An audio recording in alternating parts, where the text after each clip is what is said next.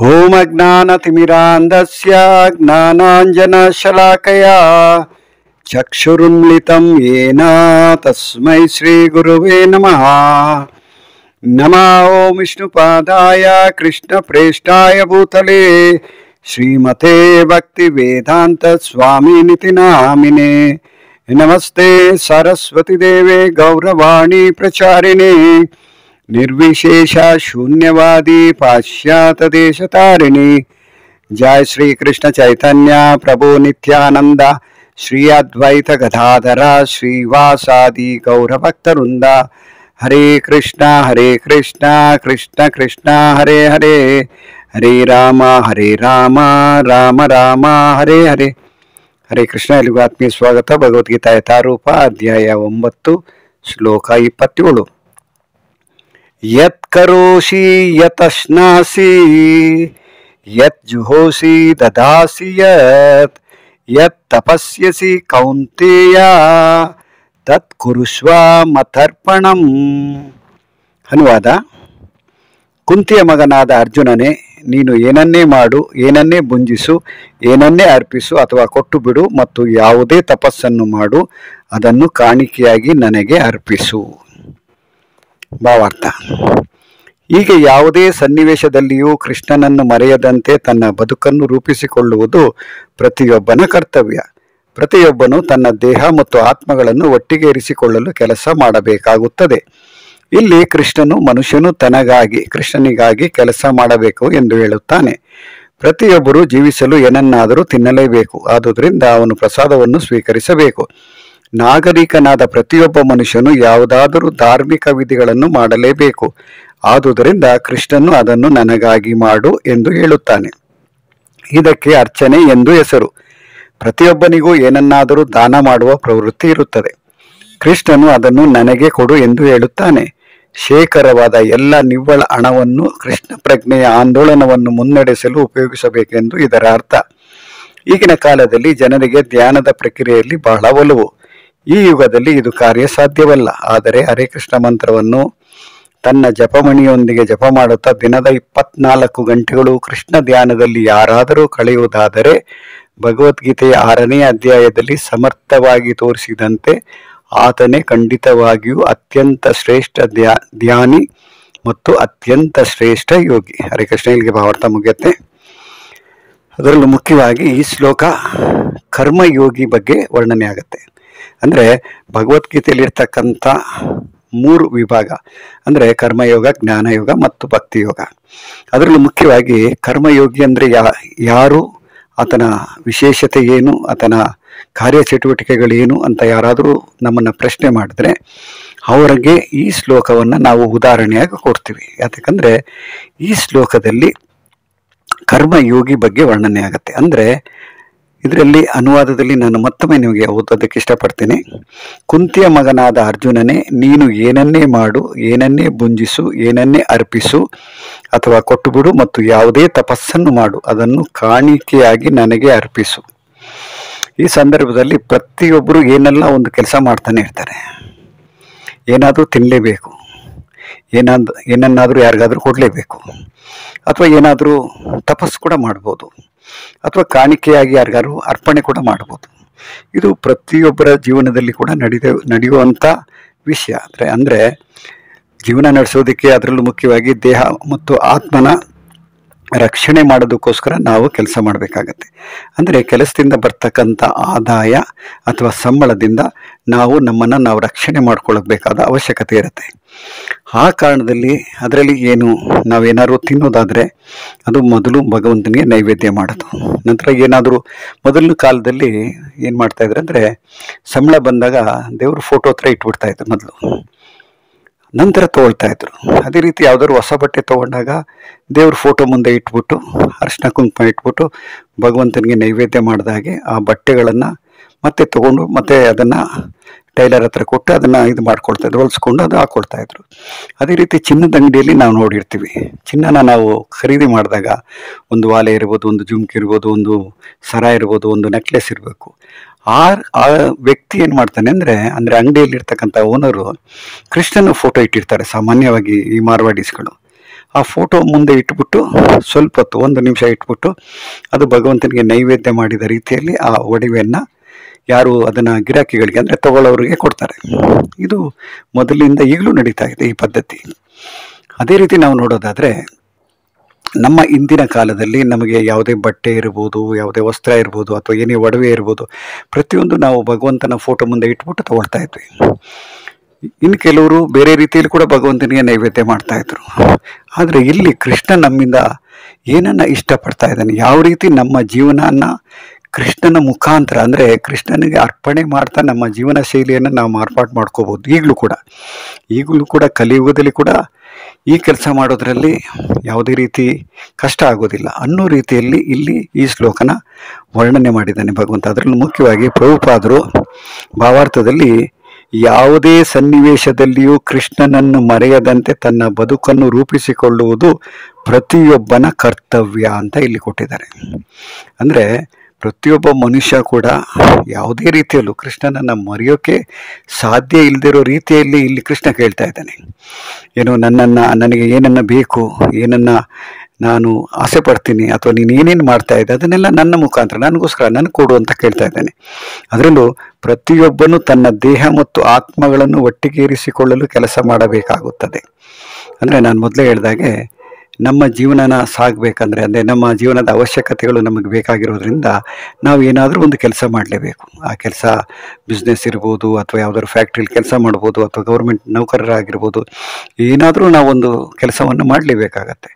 ಆ ಕೆಲಸದಿಂದ ನಮ್ಮ ದೇಹ ಮತ್ತು ಆತ್ಮನ ರಕ್ಷಣೆ ಮಾಡಿಕೊಳ್ಳೋ ಅವಶ್ಯಕತೆ ಇರತ್ತೆ.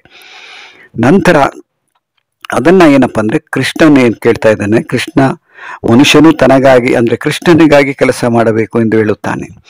ಅಂದರೆ ನಾನೀಗ ಕೆಲಸ ಮಾಡ್ತಾ ಇದ್ದೀನಿ ಒಂದು ಆಫೀಸಲ್ಲಿ, ಅದರಿಂದ ಬರ್ತಕ್ಕಂಥ ಹಣದಿಂದ ನಾನು ಭಗವಂತನಿಗೆ ನೈವೇದ್ಯ ಮಾಡ್ಬೋದು, ಭಗವಂತನಿಗೆ ಅಲಂಕಾರ ಮಾಡ್ಬೋದು, ನಂತರ ಭಗವಂತ ಲೀಲೆಗಳು ಮಾಡಿರ್ತಕ್ಕಂಥ ಸ್ಥಳಕ್ಕೆ ಹೋಗ್ಬೋದು.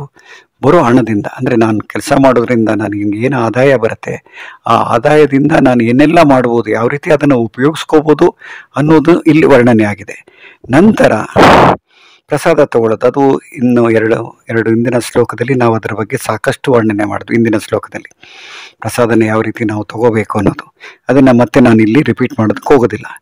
ನಾಗರಿಕನಾದ ಪ್ರತಿಯೊಬ್ಬ ಮನುಷ್ಯನು ಯಾವುದಾದರೂ ಧಾರ್ಮಿಕ ವಿಧಿಗಳನ್ನು ಮಾಡಲೇಬೇಕು. ಅಂದರೆ ಸಾಮಾನ್ಯ ಜನರು ಏನು ಮಾಡ್ತಾರೆ ಅಂದರೆ, ಏನಾದರೂ ಕಷ್ಟ ಆದಾಗ, ಇಲ್ಲ ನಿಮ್ಮ ಮನೇಲಿ ಏನೋ ತೊಂದರೆ ಆಗ್ತಾ ಇದೆ, ನೀವು ಯಾತಕ್ಕೆ ಒಂದು ಯಾತ್ರೆಗೆ ಹೋಗಿ ಬರಬಾರ್ದು, ಅಥವಾ ಯಾರಾದರೂ ಜ್ಯೋತಿಷ್ಯರನ್ನು ಕೇಳಬಾರ್ದು, ಈಗ ನಿಮ್ಮ ಗ್ರಹಗತಿಗಳು ಯಾವ ರೀತಿ ಇದೆ, ಅಥವಾ ಏನಾದರೂ ನೀವು ಯಾತಕ್ಕೆ ದಾನ ಮಾಡಬಾರ್ದು, ಅಥವಾ ಯಾರು ಬ್ರಾಹ್ಮಣರು ಕರೆಸಿ 4-5 ಬ್ರಾಹ್ಮಣರು ಕರೆಸಿ ಅವ್ರಿಗೆ ಯಾತಕ್ಕೆ ಊಟ ಹಾಕಬಾರ್ದು, ಈ ರೀತಿ ಎಲ್ಲ ನಮಗೆ ಸಲಹೆಗಳು ಬರುತ್ತೆ. ಅದನ್ನು ಕೂಡ ಏನು ಮಾಡ್ತಾ ಇದ್ದಾನೆ ಭಗವಂತ, ಧಾರ್ಮಿಕ ವಿಧಿಗಳನ್ನು ಮಾಡೋದಕ್ಕೋಸ್ಕರ ಏನಪ್ಪ ಮಾಡಬೇಕು, ಅದರಿಂದ ನನಗೆ ಕೃಷ್ಣನನ್ನು ನೆನಪು ಮಾಡ್ತಾ, ಅಂದರೆ ಕೃಷ್ಣನಿಗೆ ನೈವೇದ್ಯ ಮಾಡ್ತಕ್ಕಂಥ ಪ್ರಸಾದನ 4 ಜನರಿಗೆ ದಾನ ಮಾಡಿದಾಗ ಅದರಿಂದ ನಮಗೆ ಏನೆಲ್ಲ ಆಗತ್ತೆ ಅನ್ನೋದನ್ನು ಕೂಡ ಇಲ್ಲಿ ಹೇಳಿದ್ದಾರೆ. ಆದುದರಿಂದ ಕೃಷ್ಣನು ಅದನ್ನು ನನಗಾಗಿ ಮಾಡುವೊಂದು ಅಂತ ಹೇಳ್ತಾ ಇದ್ದಾನೆ. ಅಂದರೆ ನಾವು ಏನೇ ದಾನ ಮಾಡಬೇಕಾದ್ರೂ ಕೂಡ ಕೃಷ್ಣನಿಗೆ ದಾನ ಮಾಡ್ಬೇಕಂತ. ಅಂದರೆ ಯಾವುದೇ ದೇವಸ್ಥಾನದಲ್ಲಿ ಹೋದ್ರೂ ಕೂಡ ಉಂಡಿಯಲ್ಲಿ ಕಾಣಿಕೆಯನ್ನು ಹಾಕಿ ಅಂತ ಬೋರ್ಡ್ ಹಾಕಿರ್ತಾರೆ. ದಯವಿಟ್ಟು ಎಲ್ಲೆಲ್ಲೋ ದುಡ್ಡನ್ನು ಹಾಕಬೇಡಿ, ಅಥವಾ ಯಾರಿಗೂ ಕೊಡಬೇಡಿ, ದಯವಿಟ್ಟು ಉಂಡಿಯಲ್ಲಿ ಹಾಕಿ ಅಂತಾರೆ. ಅದಕ್ಕೇನಪ್ಪ, ದಾನ ಪತ್ರ, ಒಂದು ರೀತಿಯಲ್ಲಿ ಡೊನೇಷನ್ ಅಂತ ಏನು ಕೊಟ್ಟಿರ್ತಾರೆ, ಬೋರ್ಡ್ ಹಾಕಿರ್ತಾರೆ, ಅದು ಒಳ್ಳೇದಲ್ಲ ಅಂತ ಹೇಳ್ತಾರೆ ಕೆಲವರು ಉಪನ್ಯಾಸಕರು. ಯಾಕಂದರೆ ಭಗವಂತನಿಗೆ ಯಾವ ರೀತಿ ದಾನ ನಮ್ಮ ಕೈಲಿ ಕೊಡೋಕ್ಕಾಗತ್ತೆ, ಭಗವಂತ ಯಾವ ರೀತಿ ಇದ್ದಾನೆ ಅನ್ನೋದನ್ನು ನಮ್ಗೆ ಕಲ್ಪನೆ ಮಾಡ್ಕೊಳ್ಳೋಕ್ಕೂ ಆಗೋದಿಲ್ಲ. ಆದರೆ ಭಗವಂತನಿಗೆ ನಮ್ಮ ದಾನದ ಅವಶ್ಯಕತೆ ಇದೆಯಾ ಅಂತ ನಾವು ಯೋಚನೆ ಮಾಡಿದ್ರೆ ಖಂಡಿತ ಅದು ಸರಿಯಾದ ಶಬ್ದ ಅಲ್ಲ ಅಂತ ಹೇಳ್ತಾರೆ. ಯಾಕಂದರೆ ಭಗವಂತನನ್ನು ನಾವು ಭೇಟಿ ಮಾಡೋಕ್ಕೆ ಹೋದಾಗ ಭಗವಂತನಿಗೆ ಏನಾದರೂ ನಾವು ಕೊಡ್ತೀವಿ, ಅದನ್ನು ದಾನ ಅಂತ ಕೊಡಬಾರ್ದು. ಅದನ್ನು ಕಾಣಿಕೆ ಅಂತ ಕೊಡ್ತೀವೋ, ಅಥವಾ ಅದನ್ನು ಅರ್ಪಣೆ ಅಂತ ಕೊಡ್ತೀವೋ, ಅದು ಒಂದು ರೀತಿಯಲ್ಲಿ ಈಗಲೂ ಕೂಡ ಕೆಲವರು ಮನಸ್ಸಲ್ಲಿ ಸಂದೇಹ ಇದೆ. ಯಾಕಂದರೆ ಪ್ರತಿಯೊಂದು ಭಗವಂತನಿಗೆ ಸೇರಿದ್ದು. ಆದರೆ ಭಗವಂತನ ನೋಡಕ್ಕೆ ಹೋದಾಗ, ಅಂದರೆ ನಾವು ತಂದೆಯನ್ನು ನೋಡಕ್ಕೆ ಹೋದಾಗ ಸಾಮಾನ್ಯವಾಗಿ ತಂದೆಗೆ ಏನು ಇಷ್ಟ ಆಗುತ್ತೆ ಅದನ್ನು ತೊಗೊಂಡು ಹೋಗ್ತೀವಿ. ಅದೇ ರೀತಿ ಭಗವಂತ ಪ್ರತಿಯೊಬ್ಬರಿಗೂ ತಂದೆಯಾಗಿರ್ತಕ್ಕಂಥ ಭಗವಂತನ ನಾನು ದೇವಾಲಯದಲ್ಲಿ ನೋಡಕ್ಕೆ ಹೋದಾಗ ಭಗವಂತನಿಗೆ ಏನು ಇಷ್ಟ ಆಗುತ್ತೆ ಅದನ್ನು ತೊಗೊಂಡೋಗಿ ಕಾಣಿಕೆ ರೀತಿಯಲ್ಲಿ, ಅಂದರೆ ಭಗವಂತನಿಗೆ ನೈವೇದ್ಯ ರೂಪದಲ್ಲಿ ಇರ್ಬೋದು, ಅಥವಾ ಅರ್ಪಣೆ ರೂಪದಲ್ಲಿ ಇರ್ಬೋದು, ಅದನ್ನು ಕೊಡಿ ಅಂತ ಇಲ್ಲಿ ಭಗವಂತ ಕೇಳ್ತಾ ಇದ್ದಾನೆ. ಅದಕ್ಕೇನಪ್ಪ ಅಂದರೆ ಅರ್ಚನೆ ಅಂತ ಹೆಸರು ಹೇಳ್ಬೋದು. ಅದನ್ನು ಕೂಡ ನಾವು ನೋಡ್ತೀವಿ. ದೇವಸ್ಥಾನದಲ್ಲಿ ಯಾರು ಅರ್ಚನೆ ಮಾಡಿಸ್ತಾ ಇದ್ದೀರಾ ಅಂತ ಕೇಳ್ತಾರೆ ಪುರೋಹಿತರು. ಹೌದು, ಅರ್ಚನೆ ಚೀಟಿಯನ್ನಲ್ಲಿ ತೊಗೊಂಡು ಬನ್ನಿ ಅಂತ ಹೇಳ್ತಾರೆ. ಆ ನಂತರ ಅವರು ಗೋತ್ರ ಕೇಳ್ತಾರೆ, ನಕ್ಷತ್ರ ಕೇಳ್ತಾರೆ, ಇದೆಲ್ಲ ನಾವು ಕೇಳಿದ್ದೀವಿ. ನಂತರ ಕೆಲವರಿಗೆ ದಾನ ಮಾಡೋದು ಅಭ್ಯಾಸ ಇರುತ್ತೆ. ಅದನ್ನು ದಾನದ ರೂಪದಲ್ಲಿ ಕೂಡ ಭಗವಂತ ಕೇಳ್ತಾ ಇದ್ದಾನೆ. ಅದರಲ್ಲೂ ಮುಖ್ಯವಾಗಿ ದಾನದ ರೂಪದಲ್ಲಿ ಏನನ್ನ ಕೊಡ್ಬೋದು ಅನ್ನೋದನ್ನ ಪ್ರಭುಪಾದರು ಇಲ್ಲಿ ವರ್ಣನೆ ಮಾಡಿದ್ದಾರೆ ಭಾವಾರ್ಥದಲ್ಲಿ. ಅಂದರೆ ಕೃಷ್ಣ ಪ್ರಜ್ಞೆಯ ಆಂದೋಲನವನ್ನು ಮುನ್ನಡೆಸೋದಕ್ಕೋಸ್ಕರ ಅವರಿಗೆ ಹಣದ ಅವಶ್ಯಕತೆ ಇರೋ ಕಾರಣಕ್ಕೆ ನಾವು ಅಂಥ ಸಂಸ್ಥೆಗೆ, ಅಂಥ ಸಂಘಕ್ಕೆ ದಾನ ಮಾಡಿದಾಗ ಅದು ಶ್ರೇಷ್ಠ ದಾನ ಆಗುತ್ತೆ ಅನ್ನೋದನ್ನು ಇಲ್ಲಿ ವರ್ಣನೆ ಆಗಿದೆ. ನಂತರ ಅದರಲ್ಲೂ ಮುಖ್ಯವಾಗಿ ಕಲಿಯುಗದಲ್ಲಿ ಧ್ಯಾನ ಮಾಡೋದನ್ನು ನಾವು ಸಾಕಷ್ಟು ಜಾಗದಲ್ಲಿ ನಾವು ನೋಡ್ಬೋದು. ಯಾವುದೇ ನೀವು ಪಾರ್ಕ್ ಹೋಗಿ, ಯಾವುದೇ ವ್ಯಾಯಾಮ ಶಾಲೆಗೆ ಹೋಗಿ, ಅಥವಾ ಎಲ್ಲೆಲ್ಲೂ ಹೊರಗಡೆ ಏನು ಈ ನಂದನವನಗಳಿರತ್ತೆ ನೋಡಿ, ಅಥವಾ ನಂದಿ ಬೆಟ್ಟ ಇರ್ಬೋದು, ಅಥವಾ ಕೆಲವು ಹಿಲ್ ಸ್ಟೇಷನ್ಗಳಲ್ಲೆಲ್ಲ ನೋಡಿ, ಅಲ್ಲೆಲ್ಲ ನೋಡಿದಾಗ ಏನಾಗುತ್ತೆ, ಕೆಲವರು ಜನರು ಏನು ಮಾಡ್ತಾ ಇರ್ತಾರೆ, ಧ್ಯಾನ ಮಾಡ್ತಾ ಕೂತಿರ್ತಾರೆ. ಅದು ಏನಂದರೆ ಈಗಂತೂ ಸುಮಾರು ಜನ ಧ್ಯಾನ ಮಾಡೋದಲ್ಲಿ ಭಾಳ ಪರಿಪೂರ್ಣರಾಗ್ಬಿಟ್ಟಿದ್ದಾರೆ. ಕಣ್ಣು ಮುಚ್ಕೊಂಡು ಕೂತ್ಬಿಟ್ಟಿರ್ತಾರೆ. ಅದು ಒಂದು ರೀತಿಯಲ್ಲಿ ಅವರು ಆಸನ ರೀತಿ ಕೂಡ ಒಂದು ರೀತಿ ಆಶ್ಚರ್ಯಕರವಾಗಿರುತ್ತೆ. ಇನ್ನು ಕೆಲವರು ಒಂಟಿಗಾಲಲ್ಲಿ ನಿಂತ್ಕೊಂಡಿರ್ತಾರೆ, ಎರಡು ಕೈಯನ್ನು ಮೇಲ್ಗಡೆ ಎತ್ತಿಟ್ಟಿರ್ತಾರೆ, ನಂತರ ಏನೋ ಹೇಳ್ತಾ ಇರ್ತಾರೆ, ಅದು ಯಾರಿಗೂ ಕೇಳಿಸೋದಿಲ್ಲ. ಈ ರೀತಿ ಎಲ್ಲ ಧ್ಯಾನ ಮಾಡೋದು ಕೂಡ ಈ ಕಲಿಯುಗದಲ್ಲಿ ಒಂದು ರೀತಿ ವಿಶೇಷ ಅಂತ ಹೇಳ್ಬೋದು. ಆದರೆ ಇಲ್ಲಿ ಪ್ರಭುಪಾದರು ಏನು ಹೇಳ್ತಾ ಇದ್ದಾರೆ ಅಂದರೆ, ಹರೇ ಕೃಷ್ಣ ಮಂತ್ರವನ್ನು ತನ್ನ ಜಪಮಣಿಯೊಂದಿಗೆ ಜಪ ಮಾಡುತ್ತಾ ದಿನದ 24 ಗಂಟೆಗಳು ಕೃಷ್ಣ ಧ್ಯಾನದಲ್ಲಿ ಯಾರಾದರೂ ಕಳೆಯುವುದಾದರೆ ಭಗವದ್ಗೀತೆಯ 6ನೇ ಅಧ್ಯಾಯದಲ್ಲಿ ಸಮರ್ಥವಾಗಿ ತೋರಿಸಿದಂತೆ ಆತನೇ ಖಂಡಿತವಾಗಿಯೂ ಅತ್ಯಂತ ಶ್ರೇಷ್ಠ ಧ್ಯಾನಿ ಮತ್ತು ಅತ್ಯಂತ ಶ್ರೇಷ್ಠ ಯೋಗಿ ಅಂತ ಇಲ್ಲಿ ಭಾವಾರ್ಥನ ಮುಕ್ತಾಯ ಮಾಡ್ತಾ ಇದ್ದಾರೆ.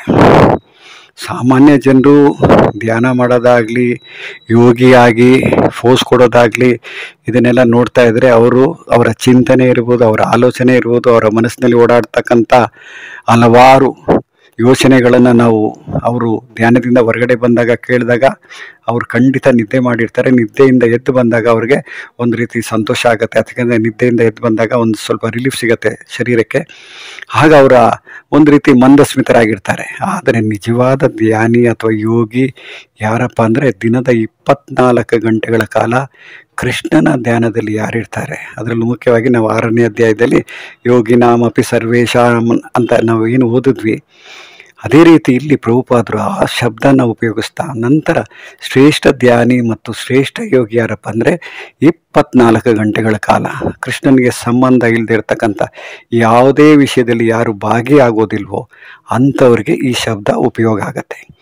ಆದರೆ ಈ ಜಿಮ್ನಾಸ್ಟಿಕ್ ಅಂತ ಅಥವಾ ಯೋಗಾಭ್ಯಾಸ ಅಂತ ಅಥವಾ ಪಾರ್ಕಲ್ಲಿ ಕೂತ್ಕೊಂಡು ಧ್ಯಾನ ಮಾಡ್ತಾ ಎಷ್ಟೊಂದು ಶಬ್ದಗಳಾಗ್ತಾ ಇರ್ತದೆ, ಎಷ್ಟೋ ಜನ ಮಾತಾಡ್ತಾ ಇರ್ತಾರೆ, ನಂತರ ಎಷ್ಟೋ ಜನದ್ದು ರೇಡಿಯೋ ಅಥವಾ ಏನು ಮೊಬೈಲ್ ಸೌಂಡ್ ಮಾಡ್ತಾ ಇರುತ್ತೆ, ಅಲ್ಲೆಲ್ಲ ಕೂತ್ಕೊಂಡು ನಮ್ಮ ಕೈಲಿ ಧ್ಯಾನ ಮಾಡೋದಕ್ಕೆ ಖಂಡಿತ ಸಾಧ್ಯ ಆಗೋದಿಲ್ಲ.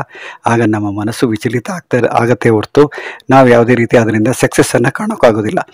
ಆದರೆ ಇಲ್ಲಿ ಹೇಳಿರ್ತಕ್ಕಂಥ ಪ್ರಭುಪಾದರ ಭಾವಾರ್ಥದ ಮುಕ್ತಾಯ ಹಂತದ ಪದವನ್ನು ನಾವು ಯೋಚನೆ ಮಾಡಿದಾಗ ನಾವು ನಿಜವಾಗ್ಲೂ ಶ್ರೇಷ್ಠ ಧ್ಯಾನಿ ಅಥವಾ ಶ್ರೇಷ್ಠ ಯೋಗಿ ಆಗಬೇಕಾದ್ರೆ ನಮ್ಮ 24 ಗಂಟೆಗಳ ಕಾಲ ಭಗವಂತನಿಗೆ ಸಂಬಂಧಪಟ್ಟಿರ್ತಕ್ಕಂಥ ವಿಷಯಗಳನ್ನು ಯೋಚನೆ ಮಾಡ್ತಾ, ಆಲೋಚನೆ ಮಾಡ್ತಾ, ನಂತರ ಆತನಿಗೆ ಅರ್ಪಣೆ ಮಾಡಿದಾಗ ನಿಜವಾಗ್ಲೂ ಈ ಶ್ಲೋಕ ನಮಗೆ ಅರ್ಥ ಆಯಿತು ಅಂತ ನಾವು ತಿಳ್ಕೊಳ್ತೀವಿ. ಹರೇ ಕೃಷ್ಣ.